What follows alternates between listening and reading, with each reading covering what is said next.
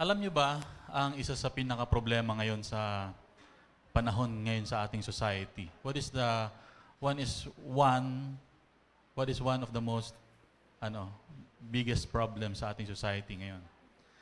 Ito ay napakahirap gawin. Napakahirap sabihan ng isang tao na mali siya. Alam niyo ba yun? Natry niyo na bang sabihan kahit sino, sitsitan mo dyan, "Uy, mali ka. Uy, message na, huwag na kayong magsalita. Uy, message na, pwede na kayong umupo." Isa sa pinakamahirap na gawin sa mundong ito ay ituro sa isang tao na ang kanyang pagkakamali. Anong mangyayari pag tinuro mo ang isang pagkakamali sa isang tao? Pwedeng hindi ka napansinin. Kung kaibigan mo, baka hindi ka napansinin. Hindi ka na i-chat. Pag nag-chat ka, isi-scene zone ka na lang. O pwedeng suntukan ng mangyari. Ito ay isang problema sa society ngayon.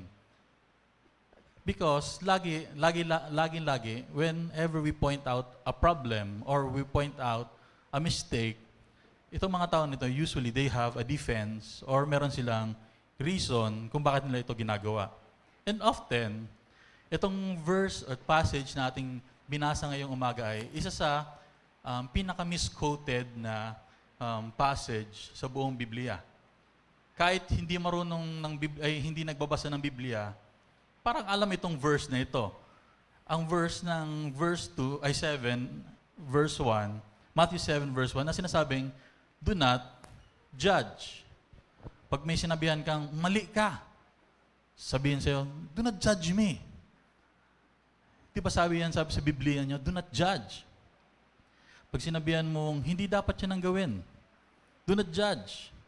And when we look at our society today, napakadaming mga bagay na we can say that as Christians, we do not agree. We do not agree sa mga bagay na mga nangyayari sa mundong ito. Just for example, tell someone that sa taong hindi naniniwala about marriage between man and a woman, tell them that ang tunay lamang na marriage is between a man and a woman. Ano mangyayari? Hindi sila naniniwala sa ganon. Magagalit sila. They will say that, "Do not judge us. Do not judge me." Pwedeng sabihin mo rin na marami kasing countries ngayon nagsisimula na i-approve or illegalize ang abortion. Para sa mga Kristiyano, for us, life begins at conception. Ibig sabihin, pag nag-abort ka, nagkaroon ka ng abortion, it is for us, murder. For us, murder yon. Pero sabihin mo yan sa naniniwala na ang abortion ay legal, they will say, "Do not judge me. Do not judge me." How about sa atin, sa Pilipinas? Ang Philippines ay sinasabing more or less 92% Christian. Alam niyo ba yun? 92% Christian pala ang Philippines. But more or less 80+% is Catholic. Sabihin mo sa kanila na, alam niyo ba, sabi sa Biblia, Jesus is the only way. Sabihin nila, hindi, may ibang way. Ito ang gusto kong way. Do not judge me. Do not judge me. Today, our topic is, or our title for today is, The Two Sides of Judgment. We will look at, ano ba ang sinasabi ni Christ about judgment? Ano ba ang sinasabi ni Kristo about sa pagja-judge? Sa pagja-judge. Titingnan natin ang dalawang sides nito. Now, meron daw at least 3 types ng Kristiyano every time we talk about any issues sa society. Merong isang Kristiyano na tinatawag na permissive. Permissive. Or kaya, pwede rin, ibang term ay passive. Passive. And usually, these are the people who say, ayos lang yan. Whatever. Okay lang yan pagbigyan mo sila kung anong gusto nila. And this person believes anything goes, and therefore, one should never speak up for what is right or wrong. These are people who are permissive. You can go to the next slide, please. Permissive or passive. Sila yung meron silang nakitang mali, pabayaan nyo lang. May nakita silang mistake, pabayaan nyo lang. Well, they will never speak out. They will never say na may mali. And meron namang mga tao na tinatawag na overly judgmental. Overly judgmental. May kilala ba kayong ganyan? Meron ba kayong kilalang grabing judgmental? Huwag niyo naman silang i-judge. Overly judgmental naman ng mga tao ay they are people who are just waiting for someone to sin. Pag may nakita silang mag-sin, they will attack. They are those who are overly judgmental. They are those people who are severely critical. Grabe ang pagtingin nila sa mga tao. Grabe yung pagbusisi nila sa mga tao. They are overly judgmental. And then, there is also a third kind ng Kristiyano. Yung third kind daw ay yung mga sumusunod sa salita ng Diyos. Ibig sabihin, if you are permissive and you are overly judgmental, you are not someone who is following the Word of God. Because yung pagiging permissive or passive, as pagiging judgmental, overly judgmental ay extremes. Extremes sila. Now, let us go to the context of our text today. Yung passage today is about 2/3 of the way sa Sermon of the Mount. Part siya ng Sermon of the Mount ni Christ. And yung Sermon of the Mount is found in Matthew 5, chapter 5 hanggang 7. Kaya kasama siya. Chapter 7 siya. In chapter 5, Jesus begins with blessings available sa mga Kristiyano. Tapos nagkaroon ng challenges na maging salt and light. Then Jesus proclaims that himself as the fulfillment of the law and then identifies several sins to avoid. May mga sins tayong dapat i-avoid. Example ay murder and lust. And this chapter ends with a call to love our enemies. Now, chapter 6, he then teaches us how to give, how to pray, how to fast, and how to seek His kingdom above everything else. Ibig sabihin, may mga itong passage natin today ay mga bagay na gustong sabihin ni Christ na ito sana ang gawin nyo. Ito sana ang ipamuhay ninyo bilang mga Kristiyano. Now, the key to unlocking the passage today is titingnan natin yung word na judge. Ano ba ang ibig sabihin ng judge? Paminsan na napipicture natin pag judge ay yung nasa harapan ng korte. May judge. But in the New Testament, it can be used in two ways. First, ang judge daw is one, it refers to criticizing and condemning in a spirit of judgmentalism. Ibig sabihin, tika-criticize mo ang isang tao or tika-condemn mo ang isang tao. That is judgment o pagja-judge. And secondly, it can be used as a means to carefully differentiate, discern, and decide. Yung isang meaning ng judge ay parang aggressive, medyo aggressive, malakas, kasi it is condemning, it is criticizing. Tapos ito naman parang soft, yung isang meaning niya, to differentiate, to discern, and decide. Now, Jesus said, do not judge. Pero hindi yun natapos sa period or exclamation point. Kasi yun ang usually defense ng mga tao whenever we find mistake in their life. We find mistakes in their life. Pag may nakita tayong nag-sin, do not judge me. Ganyan talaga. Sabi naman ni Christ yan, let us not judge. But the problem here is, pag sabi ni Christ na do not judge, may mga kadugtong na mga sinabi siya. Now, for our first point, the first point is, can you read it with me? Avoid judgmentalism. Avoid fault-finding judgmentalism. We can find it in verses 1 and 4. Sabi sa verse 1 muna. Do not judge, or you too will be judged. Sa time ni Christ, isa sa mga tinatarget niyang o pinaparinggan niya sa kanya mga sermons is yung mga Pharisees. And these Pharisees are usually, they categorize people, lalo-lalo na sa mga people na nagsisin na iba sa kanila, iba ang sin sa kanila. Pag may sin yung mga tao, ay, wag na, hindi na yan kasama sa atin. Mali na yung ginagawa nila. And they usually look down on people. You judge someone not when you assess their position, but when you dismiss them as a person. When you judge someone, hindi mo tinitingnan ang kanyang ginawa. Pag ginagawa mo is fault-finding judgmentalism, ang tinitingnan mo is yung person mismo.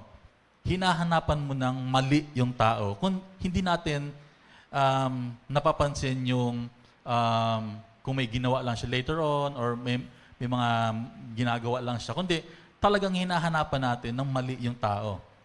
And that is fault-finding judgmentalism. Severely critical judgmentalism is often quick, harsh, and hurtful. Quick, harsh, and hurtful. Kanina, pag simula natin ng service, may nagsabi sa likod na, ang konti natin. Ang konti natin. Hindi ko alam kung anong na-feel ng mga nandito na kanina, tapos nakita nila may dumadating. Late nga siya. No. Siguro, nasarapan sa tulog kasi umuulan. We are always quick. Pag ang pagja-judge ay fault find is usually quick and hurtful and usually harsh pa. Parang negative usually ang ginagawa natin. And here, Jesus has no tolerance for those who have no tolerance of others. In fact, he states two things that will happen to those who are critical of others or who has an attitude of, I am holier than you. Yun yung tina-target ni Christ na dapat wala tayo. First is, sabi niya sa verse 1 ulit, do not judge or you too will be judged. Sabi dyan is, parang boomerang effect. Boomerang effect. Pag may ginudge ka, may tinira ka, babalik sa iyo yung tinira mo. I judge, then I will be judged. Jesus uses the singular word na you kasi gusto niya itong maging personalized sa iyo mismo. You too will be judged. Hindi siya nagamit ng term na tulad ng they can be judged. Pero ikaw mismo, if you judge people, ikaw mismo will be also judged. Now let us continue. Verse 2 says, for in the same way you judge others, you will be judged. And with the measure you use, it will be measured to you. Sabi dito is, yung pag-judge mo, babalik sa'yo, and it will be measured. Parehas ng ginamit mong measure sa ibang tao, it will be measured to you. The word measure was used parang yardstick o kaya measuring rod. Usually, ito yung tinatawag na parang moral compass. Ibig sabihin, itong mga bagay na ito para sa akin, usually, when we measure ito yung mga bagay na for us, morally correct. Para sa atin, ito ang mga tama.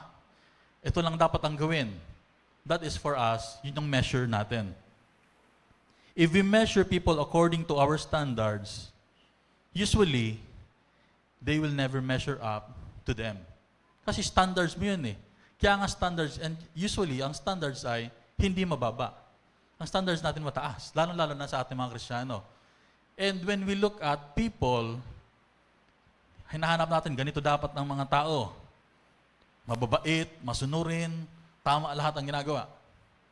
Nako, yun ang standard mo, halos wala, or wala talaga ang makakapasa sa standard mong yan.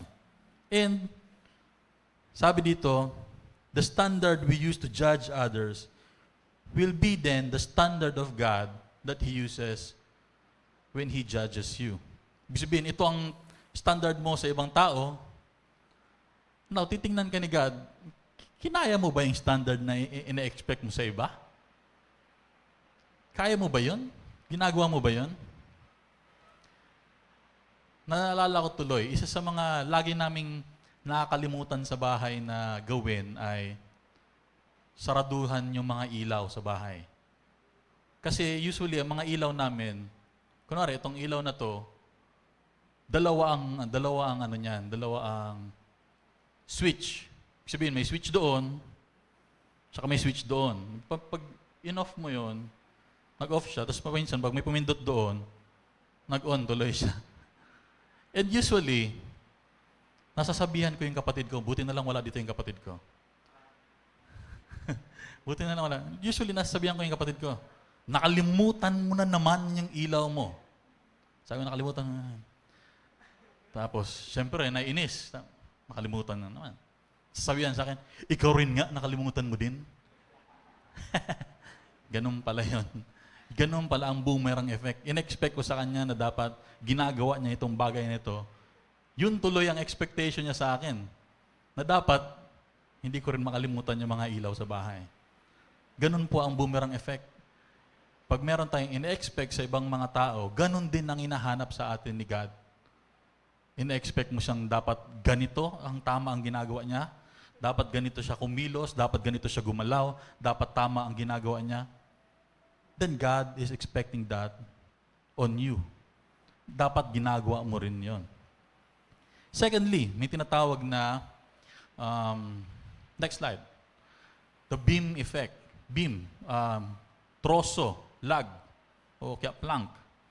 Sabi sa verse 3, why do you look at the speck of sawdust in your brother's eye and pay no attention to the plank in your own eye? This is when we maximize the faults of others while minimizing our own faults. Ito ang usually nangyayari pag grabe nga yung ginawa ni sister, grabe nga ginawa ni brother, pero yung mga faults natin, hindi natin napapansin. At sabi ni Christ, yung faults mo nga ay kasing laki na ng mga troso. Tapos ang pinapansin mo is the speck of sawdust sa mata ng ibang tao. We maximize the faults of others. Tapos pinapaliit natin yung trosong napakalaki sa ating mga mata. This question Jesus asked probably moved the crowds to laughter. Natawa siguro yung mga tao nung sinabi ito ni Christ. Kasi nagsisermon si Christ sa time na ito eh. Isipin mo lang yung picture na yon na pinapansin mo yung kamuta na dumi sa ibang tao, pero ikaw may dala-dala kang napakalaking troso sa mata mo. Ang hirap nun. Hindi ko alam kung nagkarga na kayo ng troso. Okay? Hindi ko alam, meron ba dito nag-construction? Na-try nyo nang yung binibit-bit nyo, ilagay nyo sa mata nyo? Hindi ko pa na-try. Pero parang mahirap. At hindi ko alam kung may makikita ka if meron kang troso sa may matahan mo. Wala kang makikita. When I look at your life and see your faults, I am in fact blind to the sin in my own soul. Pag nakikita ko yung problema ng iba, yung kamalian ng iba, I am blind to the faults of my own soul. Jesus is saying that the sin of those who are overly judgmental or those who are, actually, ang tinatawag ni Christ dito is mga hypocrite. Grabe ang pagtingin nila sa faults ng iba, but they do not see their own faults. Mas grabe ang sin ng mga yon kaysa dun sa tinatarget nilang, ginajudge nilang tao. The image is absurd. Actually, di ko ma-imagine yung ganun. May troso sa mata.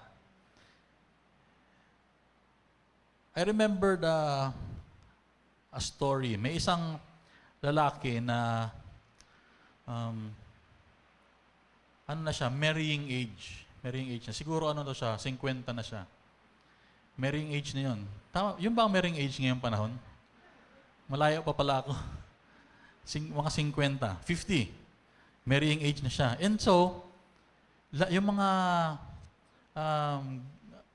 mga girlfriend niya, dinadala niya sa bahay, pinapakilala niya sa nanay niya. Ma, ito po yung magiging asawa ko. Pero ang nangyayari is, every time na may dinadala si lalaki sa bahay nila is kinikriticize ng nanay yung mga dinadala niya. Ayaw nung nanay. May dinala siya, sabi nung nanay, ayoko niyan, pango. May dinala siya, ayoko niyan, malaki ang tenga. May dinala siyang iba naman, maraming pimples, ayoko niyan. Tapos may dinala naman siya, sinabera, ayoko niyan. And so, itong lalaki na problema, hirap naman, ipa-approve si nanay. Hirap naman. Anong dadaling ko nito? And so, naghanap siya ng advice. And so, meron siyang friend, nag-advise. Sabi niya, napakadali lang niya ng problema mo. Magdala ka ng babae na katulad ng nanay mo. And so, naghanap siya. Katulad ng nanay niya. Parehas magsalita, parehas maggalaw-galaw, parehas ang ugali. Dinala niya sa bahay niya.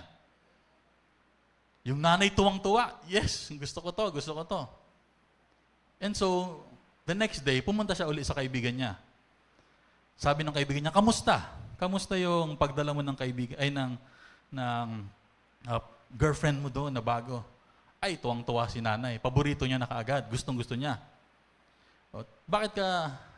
Sabi ng kaibigan niya, bakit ka malungkot? Naku, ayaw na ayaw ni tatay. Salamat sa mga nakagets. Ang dami nakikita nung nanay na ayaw niya dun sa girlfriend, pero hindi niya nakikita yung mga ayaw din pala sa kanya ng kanyang mismong asawa. In verse 4, Jesus says, how can you say to your brother, let me take the speck of your eye, when all the time there is a plank in your own eye? Sinasabi ni Christ, priorities naman. Pinoproblema mo na yung problema ng iba, yung sa'yo muna. Sa'yo muna. May isang pastor na nagsabi that someone who has a plank in his eye he is incapable of seeing his own plank because the plank developed over a period of time. It was little specks of sawdust that were not confessed and attitudes that he is not dealt with. And so they grow and he begins to develop a critical, judgmental spirit.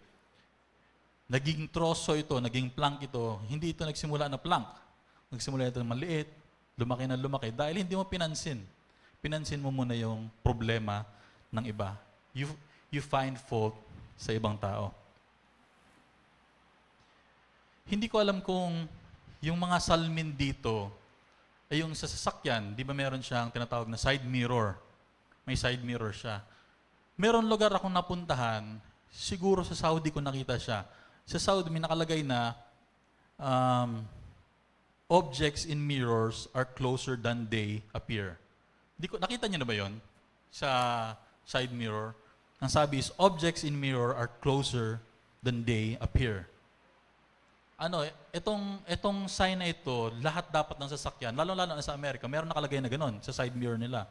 Kasi, ang nakikita mo doon ay hindi sakto. Nakikita mo doon ay, akala mo malayo pa, pero sa totoo lang ay malapit na. Dapat daw, merong something similar imprinted in our souls. Ang naka-imprint dapat sa atin is, your sin is closer than it appears. Sometimes, hindi talaga natin pinapansin yung mga sin na ginagawa natin. Hindi natin pinapansin yung mistakes na ginagawa natin. Kasi akala natin ang layo pa. Wala naman nakakapansin na iba. But there is one that will always see the things that you do. And that is God. The question is, for us, sa totoo lang, are we thinking about ourselves when we talk about mga judgmental person? Or are we thinking about someone else? Iniisip natin, meron akong kilalang ganyan, judgmental. Actually, nagiging judgmental ka when you think about that. Ano ba yung scene na nakasulat sa mirror kung makikita natin yon? Here are some reasons why we must avoid fault-finding judgmentalism. Bakit ba talaga natin dapat hindi gawin ang pagja-judge o pagiging overly judgmental? First is, we do not know all the facts. Hindi natin alam lahat ng pangyayari. Hindi natin alam lahat ng konteksto. Proverbs 18:13 says, to answer before listening, that is folly and shame. That is folly and shame. May isang istorya ng isang owner ng isang business. And so, pumunta siya sa kanyang business na, sa store niya. Ito ay isang malaking warehouse. E nakita niya, busy-busy lahat ng mga tao. Yes, tuwang-tuwa siya. Okay ang negosyo. Tapos may nakita siya isang lalaki. Parang walang ginagawa. Parang itsurang tinatamad-tamad. Di nainis siya, galit na galit siya. Sinabihan niya yung lalaki, ikaw, ilan ang sweldo mo kada buwan? Sabi ng lalaki, 10,000 po. 10,000 po ang sweldo ko. Sabi ng owner, ito, 10,000, lumayas ka na. Ayaw na kita makita. Huwag mo nang ipakita ang pagmumukha mo dito. You're fired, sabi niya. You're fired. Tapos pumunta na siya sa kanyang manager na mixed feelings. Tuwang-tuwa siya dahil okay ang business, pero nainis siya kasi may fire siya. Tinanong niya yung manager, Manager, ilang taon na ba nagtatrabaho yung pinalayas kong yun? Tinignan ng manager yung lumayas na lalaki. Bossing, nag-deliver lang po yun ng pagkain. Hindi po yung trabahador dito. Sometimes nagja-judge tayo too quickly when we do not yet know all the facts. Hindi pa natin alam ang buong istorya. I have a friend na classmate ko siya nung high school, and kung magiging judgmental ako ay, para sa akin, medyo weird siya. Lagi siyang, lahat ng mga pinopost niya, parang may problema siya lagi. Gusto ko na siya ng unfollow. Kasi nakakainis, di ba? Parang, yes, ang saya-saya ng umaga, tapos ang ipopost niya ay malungkot, masamang pakiramdam, may sakit, mga ganun ng And recently, nalaman ko na na-diagnose pala siya ng clinical depression. Meron pala siya nun. Hindi niya alam na meron pala siyang clinical depression. Ibig sabihin, talagang malungkot siya lagi kahit na hindi niya sinasadya. He is clinically depressed. Sometimes we should not judge because we do not know all the facts. Pwede ring we should not judge because we do not know someone's motives. Totoo lang, it is impossible to know another person's heart. It is impossible to know ano ba ang nilalaman ng puso niyan, ano ba ang gusto niya mangyari, ano ba ang gusto niya gawin. Pag ako'y nagda-drive, hindi ko alam, hindi naman ako judgmental sa totoo lang. Pero pag nagda-drive ako, nagiging judgmental ako. Na-try nyo na ba yun? Pag nagda-drive kayo, nagiging judgmental ba kayo? Pag hindi naman kayo mainitin ng ulo, pero pag nagda-drive kayo, parang may level 2, medyo mainitin ka ng konti ng ulo. Parang hindi ko alam bakit ganun. May something talaga sa pag nagda-drive. And pag nagda-drive, nadadagdagan yung pagiging judgmental ko. Usually, pag nagda-drive ako, may nakikita akong may nagja-jaywalking ng mga bata.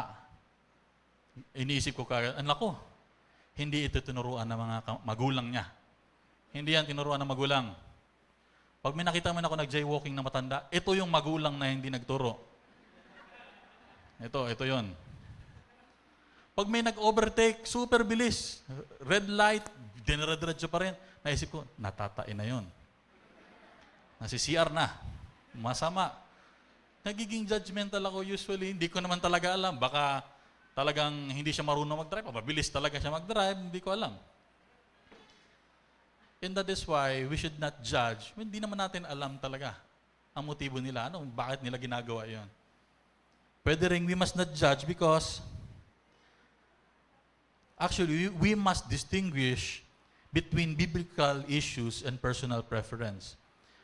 Marami mga bagay na sabi ng Biblia ay tama, mali, Pero meron naman tayong ginagawa paminsan as personal lang natin na ito dapat ang tama, ito dapat ang mali. Pero wala naman sinabi ang Biblia na ganun talaga dapat ang tama. Romans 14:3 says, the one who eats everything must not treat with contempt the one who does not. And the one who does not eat everything must not judge the one who does. For God has accepted them. Kasi yung early church, may tension sila.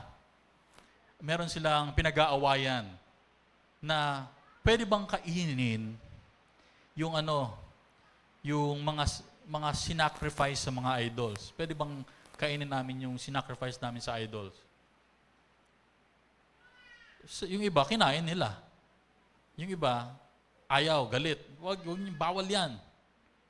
But, si God mismo nagsabi, I have accepted them. Yung kumain, okay lang. Hindi kinain, okay lang. Paminsan, nagja-judge tayo dahil sa ating preference.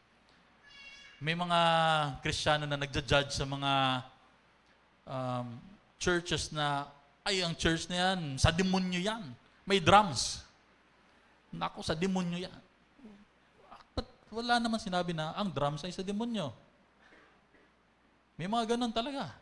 Tapos meron naman nagja-judge na sa way ng pagpipray. Ay, naku, grabe, 1 minute lang mag-pray. Bawal yun. Wala naman sinabi sa Biblia na we should pray for 1 hour. Wala naman. Sometimes, nagja-judge tayo sa mga tao because it is our own, personal preference lang natin yon. Para sa atin yun ang okay. Para sa atin okay na keyboard lang. Kaya paminsan, pag hindi keyboard lang yung instrumento nandyan, ay masama yan sa demonyo. Ganon kaagad ang naiisip natin. Pag hindi natin personal preference, we judge too quickly. And we should not do that. We should not judge because, sa totoo lang, we are all sinners. Amen ba? We are all sinners. Yun lamang ang requirement para pumunta sa church na ito. You have to be a sinner para mag-attend sa GCF Legazpi. Pag hindi ka na sinner, sa langit ka na please. Mauna ka na. Sa totoo lang, we are all sinners. Romans 3:23 says, for all have sinned and fall short of the glory of God. We must not judge and seek revenge. We must guard against seeking revenge. May mga nagja-judge naman sa mga tao kasi gusto nilang masaktan sila. Lord! Pag bumaba siya dyan sa church, mamaya sana matumba siya. 99 steps pababa, hulog siya. Sa totoo lang nangyari yan sa Biblia. Sabi sa Luke 9:54, sabi ng mga disciples, Lord, do you want us to call fire down from heaven to destroy them? Grabe. Kasi galit na galit itong mga disciples sa mga Samaritans. Sabi nila, Lord, paputukin na namin yung lugar. Magsasamon na kami ng mga meteor. Lord, paputukin na natin yan. Grabe. Dahil lang sa kanilang pagja-judge sa mga Samaritans, naisip na nilang saktan. Verse 55, sabi ni Lord, He turned and rebuked them. Pinagalitan sila mismo ni Lord. And lastly, we must not judge because we will all face God in judgment. James 4:12 says, there is only one lawgiver and judge, the one who is able to save and destroy, but you, who are you to judge your neighbor? He is God and we are not. Ang Diyos ay Diyos at tayo ay hindi katulad niya, hindi tayo Diyos. And hindi niya kailangan tayo sa pag-run ng mundong ito. Hindi niya kailangan ng advice natin. Hindi niya kailangan ng tulong natin. Hindi niya kailangan yung mga nai-imagine mong kailangan gawin. Because He is already God. Alam niya na yung gagawin niya. Our second point is, can we read all together? Adopt careful judgment. Magja-judge pa rin pala ako. Kanina, huwag mag-judge. But he is talking about being overly critical.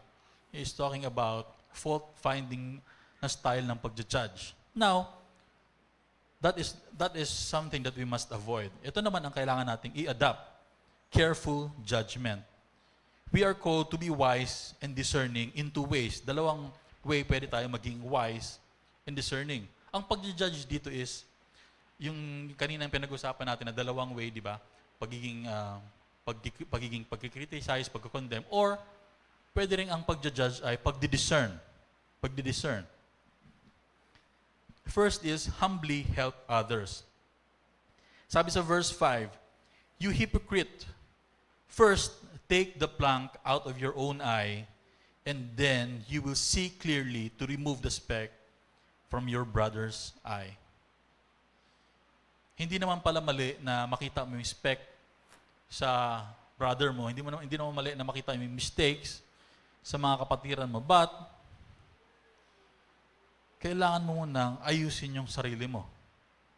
Before we can remove the plank in our eyes, syempre, i-acknowledge muna na meron. Hindi mo man tatanggalin yan kung hindi mo pinapansin na meron ka rin palang sin, meron ka rin palang mistake sa buhay mo, meron ka pa rin palang faults. We must detect a problem before we can correct the problem. One way you can tell that you still have, or you are still judgmental, is when you become more enraged. Mas galit ka at someone else's sin than you are embarrassed by your own sin. Pag galit na galit ka sa sin ng ibang tao, but you are not embarrassed sa sin mo, most possibly you are judgmental. You are overly judgmental. Now we should confess our sins. And now we can humbly help others. Sabi sa Psalms 51:13, "Then I will teach transgressors your ways, so that sinners will turn back to you." Sinasabi dito ni David na, tuturuan ko, Lord, yung mga nagkamali, so that they will turn back to you. Pero bago niya sinabi yon, kung titingnan niyo yung Psalms 51, he confessed his sins. He asked God for a clean heart. Sabi niya, "Give me a pure heart." Saka pa lang niya papangaralan ang mga transgressors, papangaralan ang mga sinners. Hindi niya inuna yung pangaral, inuna niya muna yung sarili niya. Confessing his sins, and then asking God for a clean heart. To simply magnify the sin of others is wrong. When we deal with our own sins, we can do the gentle and careful work of helping get something out of someone else's eye. And the person will often be glad for the help because he knows we are not there to condemn but to help. Pag nakita niya na mismo tayo, inaayos natin ang sarili natin, when we help others, hindi nila titingnan yun as judgment.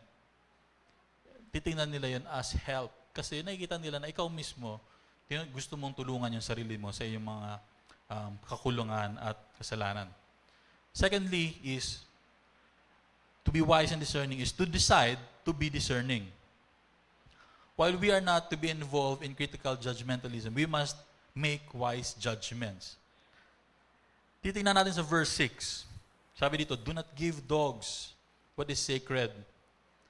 Do not throw your pearls to pigs. If you do, they may trample them under their feet and turn and tear you to pieces." Sa mga Jews, ang dogs and mga pigs ay, for them, they are unclean animals. And they are known, yung animals ito, they are known for their ferocity. Pag pinanubok mo, pag tigpaparatripan mo bagang aso, pwede ka makagat. Hindi ko alam kung kakagat din ako ng baboy kung i-try kong i-provoke. Siguro ang inaano dito is lalaking baboy. Ano ang term dun? Siguro pwedeng boar, pwedeng hog. Pero meron silang matapang sila pag provoke mo.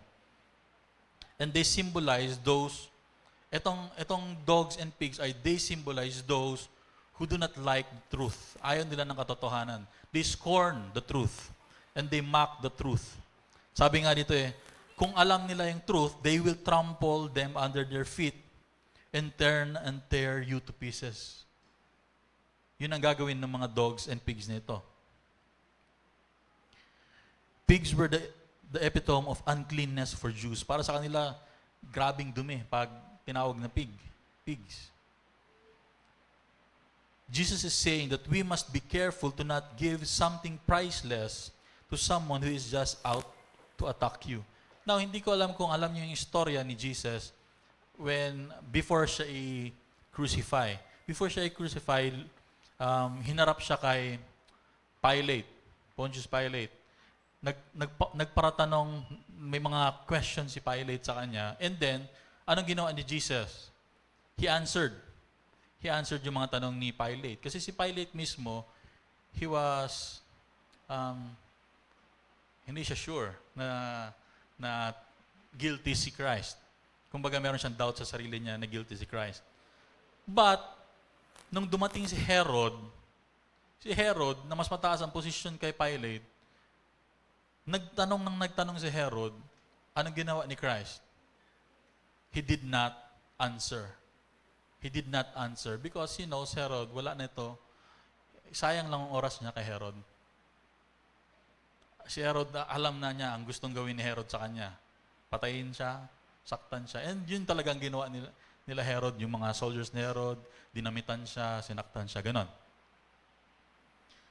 Sa totoo lang, it is so easy to judge others. Napakadali. Tingnan mo lang yung damit, may isip na tayo, maski hindi mo sabihin, magja-judge ka na. Makita mo lang na grabe ang bigote ko ngayon, magja-judge ka na. Sabihin mo, di na naman nagpagupit. Ganun talaga, mas pogi kasi pag may bigote. Walang nag-amen. But it is, sa totoo lang, as human beings, kahit na hindi natin sinasadya, it is very easy na mapunta tayo doon sa pagiging judgmental. Ganun talaga tayo. But instead of doing that, we should start by praying for those people we are thinking of judging. Siguro, so that we can know them better, we should listen to them. Alamin natin yung istorya nila. Bakit sila ganun? Bakit sila ganun manamit? Bakit ganun ang suot niya? Bakit sila late lagi? Bakit sila ganun? Bakit ganyan ang mannerism niya? Bakit ganyan ang galaw niya? We should listen to them. We should know them. We should spend time with them. And most likely, kung hindi pa sila Kristiyano, you should tell them your story. You should tell the story of Christ. Naalala ko yung story or the scene in John 8. John 8, yung kwento dun sa John 8.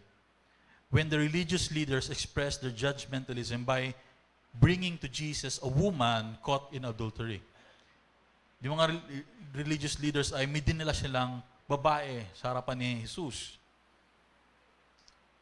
Sabi ni Jesus, or Jesus first deals with the sin in their own hearts by inviting those without sin to cast the first stone. Usually, nami-misquote din ito ng mga hindi Kristiyano. Sinasabi nila, sige, sinong walang kasalanan dyan, siya ang mag-judge sa akin. Ba't hindi nila binasa yung buong chapter? Para natapos lang doon. Hindi naman yun ang katapusan eh. Sabi ni Christ, sino dito ang walang kasalanan? Siya nang maunang magbato. Walang nagbato. When they all walk away, Jesus gives her grace when He says in verse 11 of John 8, neither do I condemn you. Hindi si Christ nagko-condemn. He is not condemning the women. Ibig sabihin, hindi niya ginajudge yung women. Pero hindi natapos doon. He then speaks truth when He says, go and from now on, sin no more. Sin no more. Sometimes, nandun lang natatapos yung natin eh, yung kwento natin. Huwag mo i-judge pag nahuli yung mga kasalanan natin. Nakalimutan natin na si Christ, hindi yun ang ending para sa Kanya. Ang ending para sa Kanya is that when someone finds fault in you, is that alamin mo yung sin na yon, accept the sin, and sin no more. Sin no more. So ano ba talaga ang message ng Matthew 7:1-6? It is actually a warning for us to avoid the extremes of judgment. Huwag naman tayong overly judgmental. Huwag rin naman tayong masyadong passive or permissive. We need to be careful not to become harshly judgmental, looking for faults, and taking the opportunity to look down on others from our position of self-righteousness. Kaya usually, masama ang tingin sa mga Kristiyano kasi ang righteous naman yan masyado, parang masyadong holy.